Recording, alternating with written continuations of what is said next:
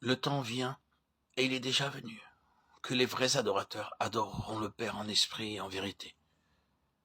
Car le Père demande de tels adorateurs.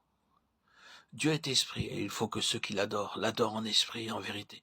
Jean 4, 23-24. C'est nous qui sommes la vraie circoncision, nous qui servons Dieu en esprit, qui nous glorifions en Jésus-Christ, et qui ne mettons point notre confiance en la chair. Philippiens 3.3. L'adoration élève l'homme au plus haut degré possible. Il avait été créé pour vivre en communion avec Dieu. Et c'est à cela que le ramène l'adoration. Tous les exercices de la vie religieuse, méditation, prière, amour, foi, consécration et obéissance, tout se trouve réuni dans l'adoration. Reconnaître ce qu'est Dieu dans sa sainteté, sa gloire et son amour, et réaliser ce que je suis, moi, créature déchue, et pourtant l'enfant racheté du Père. Voilà ce qui me porte à me présenter devant Dieu pour lui offrir l'adoration qui lui est due. L'adoration consiste à se rapprocher de Dieu, le plus près possible et le plus complètement possible. L'adoration comprend tout sentiment et tout service religieux. Elle est la plus haute destinée de l'homme, puisque pour celui qui adore, Dieu est tout. Jésus a dit qu'à sa venue sur la terre commencerait un nouveau mode d'adoration.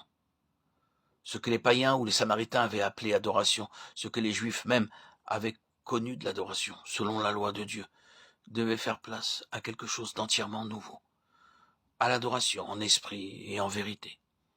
C'est là ce que devait inaugurer le don du Saint-Esprit. C'est là l'adoration qui seule peut plaire au Père. Et c'est précisément pour adorer ainsi que nous avons reçu le Saint-Esprit.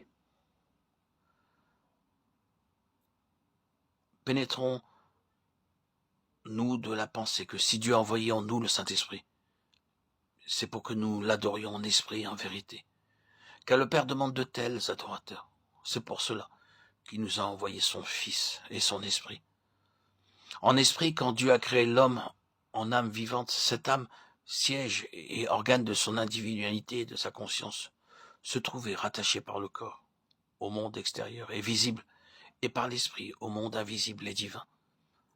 L'âme devait décider si elle se soumettrait à l'esprit, et par là à Dieu et à sa volonté, ou si elle s'allierait avec le corps, cédant par là aux sollicitations du monde visible. À la chute de l'homme, l'âme refusa la domination de l'esprit et devint l'esclave du corps. L'homme devint chair, l'esprit perdit en lui la haute direction qui lui avait été assignée.